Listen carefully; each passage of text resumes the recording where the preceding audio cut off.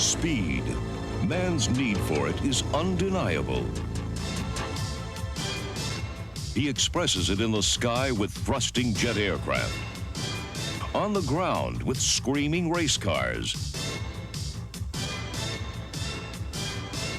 on water with thundering hydroplanes and magnificent sailboats. He uses power from explosive fuels, power from the wind, power from his own muscles, whatever it takes to attain the objective. That ability to go so fast that the wind literally splits before him. In these sports of raw speed, we see man's uncanny ability to become one with a machine. The art of using a tool to perfection. Competition. It can bring out the best in us, but it also shows no mercy. For in competition, there are only winners and losers.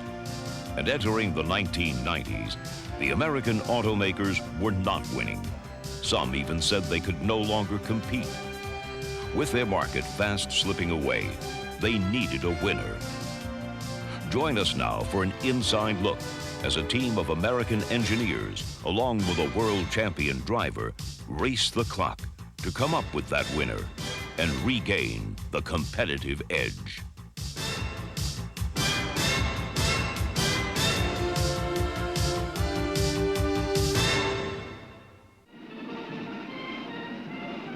Indianapolis, the early 1960s. For over 2 decades, the American-built front-engine roadsters have been undisputed kings of the speedway, virtually invulnerable to the challenge of international competition. Then suddenly, innovative new imports arrived from abroad, rear-engine race cars that enjoyed a competitive edge over their American counterparts. At first, the establishment hoped this new challenge would simply go away, but it wouldn't. To stay competitive, the American racing teams had to react quickly, or soon become as obsolete as their beloved roadsters. Detroit today, the American automobile industry faces a similar crisis. Car and Driver editor Patrick Bedard explains. Detroit was the best car maker in the world after World War II. Through the late 40s, 50s, 60s, they were unmatched in the products they built and in their efficiency.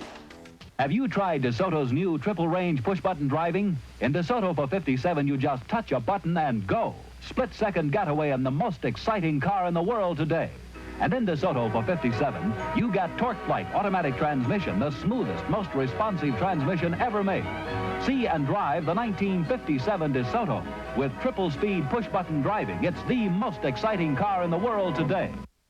Success always leads ultimately to downfall, because when you get successful, you institutionalize the method that made you successful. When you establish a concept of building a car, and you stay on that concept for years and years and years, and suddenly start get outdated, start get an old concept. Why? Because people outside of the States, in Europe, in Japan, in different countries, are building cars on a different concept. The car business in the U.S. changed once there got to be global competition, because then there wasn't just the standard Detroit idea of what a car should be. Who could make the best vinyl roof, for example? They opened up the playing field, so to speak, to a lot of new ideas. Once the playing field got opened up, there's no going back to who does the best vinyl roof. Now you have to do the best car. Well, we used to do that. We used to produce the most reliable pieces of transportation that costed next to nothing to operate. And we lost sight of that for a few years, and the Japanese ate our lunch. For a long time, we were very myopic in Detroit. We were kind of full of covers over your head and figure out that maybe the rest of the world will go away. So the old kind of Detroit think, you went the cheapest way you could until you proved that it wouldn't work. Corporations in this area were run by bean counters. And at the end of the 80s, you see more plant closings and you see loss of market share. And nobody likes to see their neighbors out of work. Everybody likes to win, nobody likes to lose. But when you lose, you have to know how to recover again. And sometimes the way to recover is difficult, it's tough. But that's what's is the challenge of life. And I think that's same as happened here in Detroit. Actually, it's one of the marvels of our free enterprise system. You have to be competitive or you fail. There's no mercy. And it enforces a renewal that keeps our system very competitive. In the late 1980s, no car maker appeared in greater need of renewal than Chrysler. Their reputation for engineering innovation was slipping, and sales of their aging K car, the car that had saved the company a decade earlier, were slumping in the face of an onslaught of new Japanese competition.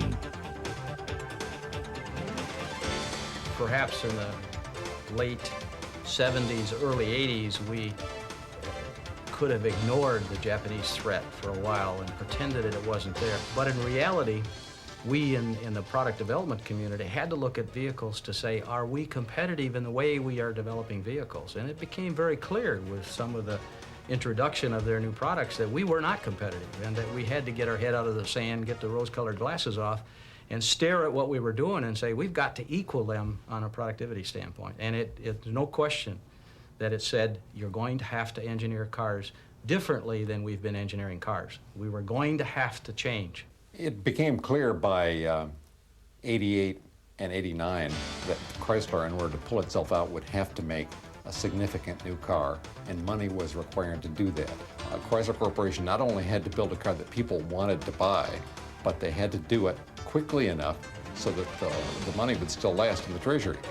It was always the question, can it be done? I think it was either do this or die. Maybe that's a far-reaching statement that I can't, I'm certainly not in a high enough position in that company to say that. But I think our executives knew that Chrysler had to do something dramatic to survive. We didn't need to be selling Chryslers to 60-year-old guys all the time. We needed something fresh out there that was going to turn the 30-year-old's head when it goes down the road. We could not afford to come in with a line of products that were Me Too products. These had to break away, break new ground, and do something entirely different. When the meter is ticking loudly enough, and when the treasury reserves are small enough, it really does focus the mind. You have to do it right. There's only one more chance. There's LH. Next, the race begins. In the competition for supremacy in today's international automotive marketplace, one team is clearly running on a fast track, the team from Japan. Some say they don't play fair, but most experts feel their success comes from an uncanny ability to react quickly to the marketplace, with innovative products that have gained a reputation for quality, handling, performance, and efficiency. So, if an automaker wanted to get competitive in this market, what should he do? Probably should make quality cars that handle well, have good performance, efficiency, room inside. Doesn't sound that hard, but if you're a car maker that for years and years and years had been winging it with vinyl roofs and phony wire wheel covers, that's a pretty radical step. Chrysler took that radical step in January 1989 and committed $1.5 billion to a program to create an entirely new line of cars. Cars designed to meet international competition head-on. One of those cars, the Eagle Vision. The code name for the project, LH. As in any competition, the first step was to scout the opposition. What gives Team Japan its competitive edge? Project leader Glenn Gardner gives his scouting report. I worked 4 years with the Japanese, and my Japanese partners used to say to me, Gardner-san, you work too hard. That's for younger people. Why do you work so hard? The Japanese don't work any harder than we do. They work differently, but they don't work harder. The Japanese, I think, do a better job of saying, I don't know what those Americans want to buy. I'm not quite sure, but I better listen to them. I found in working with the Japanese, they do a better job of planning and digesting the plan before they attempt to execute. And then, when you finally got all the ideas together, draw a consensus on the ones that are best in everybody's judgment, and then execute. To become more competitive, Chrysler scrapped its old bureaucracy and created a brand new team, placing the responsibility for the success of the project squarely on the shoulders of the engineers. The engineers, when they were tossed the ball, told that they had to make a play that would save the corporation. I'm sure we're quite comfortable with that because ultimately they believe in the product and they are the only ones to have a skill in making a competitive product. You know, it's finally put me in, coach, and they got put in. And all of the engineers said, great, we're trained to do that. We want to do that. We're excited about being able to do that. Gosh, why didn't you ask us before? Well, in reality, I think we always did ask them. But with the functional organization being so narrow, by the time you got it up to the top, many of the lower level people didn't feel that their ideas were really being considered. For aerodynamics, it was like spitting in the wind. We would suggest, and we would be ignored. What we are doing is saying, wait a minute, there's a lot of good ideas. We know the concept. Let every interface participate in the planning process. Let them contribute their ideas. It's scary, but you were given freedom. You knew, you know, come on, guys, we really want to see something here. We've got to let it all out. Sketch what you want to sketch. Do your thing, and let's make this exciting and something that we can sell management. In this case, management's attitude was, here's the money, go off and do it right. And that's exactly what we did. We didn't have the, from past times, the scrutiny of why you're doing this and the second guessing and all that stuff. We really let the motorheads go off and do what they wanted to do, which was a lot of fun. I think the toughest thing was getting people to trust each other. And basically what we've done is we've taken those same people that didn't trust each other, we have thrust them into a program almost run like an individual business, and we've thrust all of those people in one building. That building was a crowded one-story skunk works known as Featherstone, where the team had little choice but to work side by side. We see each other every day. We have coffee together. We established individual personal relationships with those people that we didn't used to trust. When you had a question or you wanted to ask somebody, hey, could you consider doing this another way? You just walked over to their desk and said, what do you think? And those kind of conversations are not anywhere near as confrontational. It did galvanize them, and it made various departments put aside petty differences and old bureaucratic schemes and work together to build a car. Actually, I think it was and is now quite an exciting place to work. Work had barely begun on the project when the team faced its first crisis. The stylists had come up with a radical new design that looked good on paper, a design intended to capitalize on the attributes that had made minivans so popular. People loved the 360-degree visibility. They loved the large doors on the side for easy access, and they particularly liked the low cowl and the over-the-road command feeling that gives you. So we tried to build all of those attributes into what we now call the cab-forward architecture. Our first reaction to the hoods and the cab forward look and the low hood was, you know, you guys are out of your mind. There's no way we're going to deliver the kind of output that the car wants and the customer wants. There's no place to put the manifolds. There's no place to put the fuel injection. There's no place to put the motor. In the old days, we would have probably just been told, that's it, you're not going to do it. You're not going to get what you want. And then consequently, it would have showed it that way. So the engine guy says, well, okay, I understand the reason for the low hood. It's not just a pretty picture. It is necessary to meet all of the goals, and therefore I will tune my engine to fit within an environment.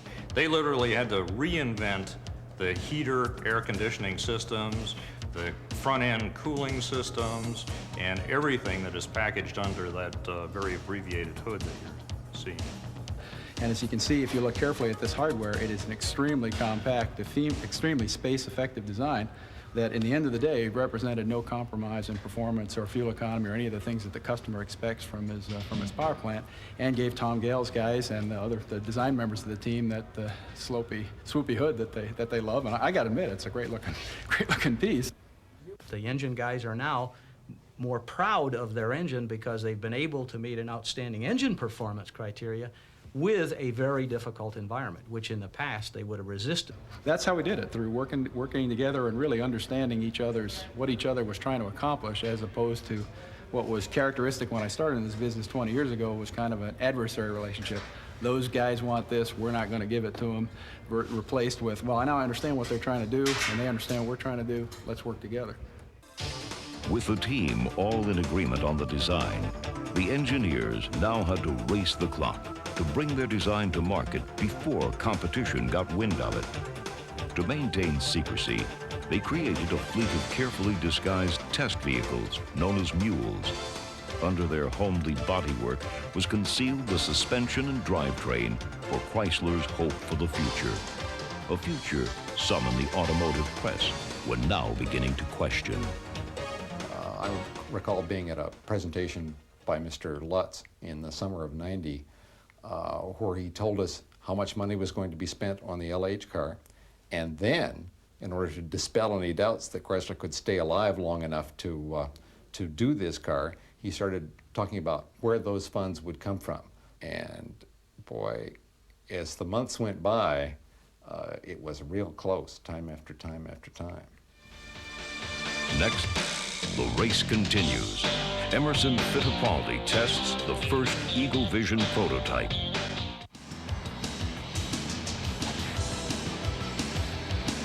October 1990. Emerson Fittipaldi arrives in Detroit for his first test drive of a prototype Eagle Vision. Well, we told the team up front that we had to stand the critique of outside experts.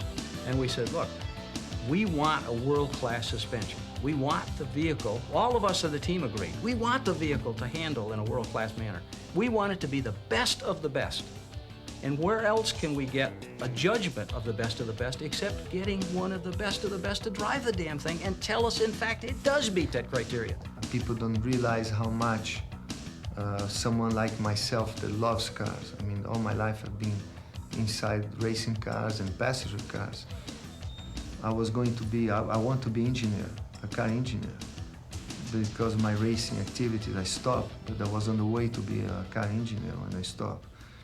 And on the same time, when I was going to school in Brazil, I was going to a design school too. I was on a technical design school.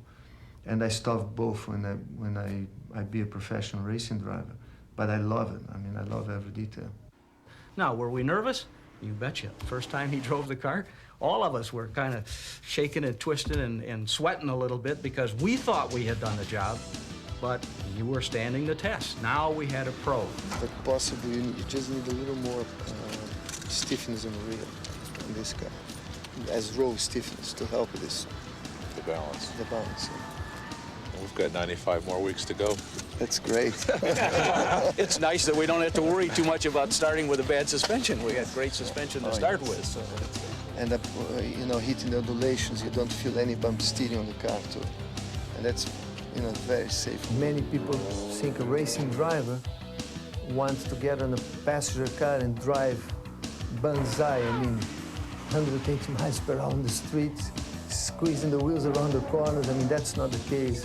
You know, it's exactly the opposite. I mean, being a racing driver, what I want from a street car is that the car that sure has a nice look, you know, sportive type of look, modern car, but very nice comfort, very quiet, and if you need to do a high-performance driving, it's there available for you. And Emerson did a fabulous job. We were proud to have the guy there. He's made some suggestions on what we might do, but basically I think he has concurred pretty much with what we've done, and I think he's pretty happy with the product. I come here and I realize when I'm testing a car like this, how many hours of hard work, how much effort, how much sweating behind that car before I was driving the car. I mean, there was so many different people working that project. I would say this is the first time that I've done what I'll call a real production motor. There are engines and there are motors. Engines are the kind of things that push most of the hardware around, and motors are the things that you really like. Most of the race engines are motors. This particular suspension is Chrysler's first independent rear suspension. And again, like I said, they let the engineers decide what suspension we wanted to put on the car. And we felt very strongly that this type of suspension was required to meet the handling and the ride and handling images of the car. But I had seen a lot of promises before that we were going to take and build a world-class car, and every time it came out to be another K car. Well, this is the first real car that we've put together that isn't a K car, and it isn't done anything like a K car. When I start testing the car, I could feel immediately that the product was there, the result was there. June 1991. With pilot production scheduled to begin in less than a year, Emerson is back on the test track with an updated Vision prototype. I could see from the first time I drove the car up to now the improvements that have been made. And then I really appreciate to be part of that. It makes a big difference, like a racing car. If the team spirit's there to perform, to work together, the result will be there. And that's what the team of the Vision has done. I mean, they had the time, they had the expertise, they had the facilities to do it. They have the technology to do it. American car manufacturers, they have to compete against, they have to recover. And I can see in Chrysler that's happened now. And I think that's the goal. Next, the public debut. January 1992. The Eagle Vision makes its first public appearance at the Detroit Auto Show as a nervous team of engineers await the reviews. ESPN's Bill Adam was there. Here at the Detroit Auto Show, it's the official debut of the new Eagle Vision. And many automotive experts feel that the future of Chrysler Corporation depends on the success of this car. The car is a hit. The same journalists who had been doubting the company's future were now saying Chrysler is back. Proudest day in my 33-year career was to go to the auto show and hear my contemporaries, people that I highly respect from other companies and suppliers, come in and say, you guys did a good job. I will remember it till the day I die. June 1992, the first Eagle Vision rolls off the pilot assembly line, right on schedule. The team had met their deadline. Has America really regained its competitive edge and found a better way to build cars? Chrysler obviously thinks so, and has bet another $1 billion on a new technology center where future teams can all work together under one roof. But the ultimate test will come in the marketplace, for here you have no choice. You must have the competitive edge. People say that in America, the cars cannot build as good as in Japan, as good as in Europe, and I think this is going to be proven against that. We learned how to live from crisis to crisis and come out on top. And we're going to come out on top in this one as well. We can do it in America. Every one of our suppliers can do it. There's no reason that our suppliers cannot match Japanese suppliers. There's no reason we cannot match Japanese car manufacturers. All it takes is management with the right vision, and Detroit and America will be extremely competitive.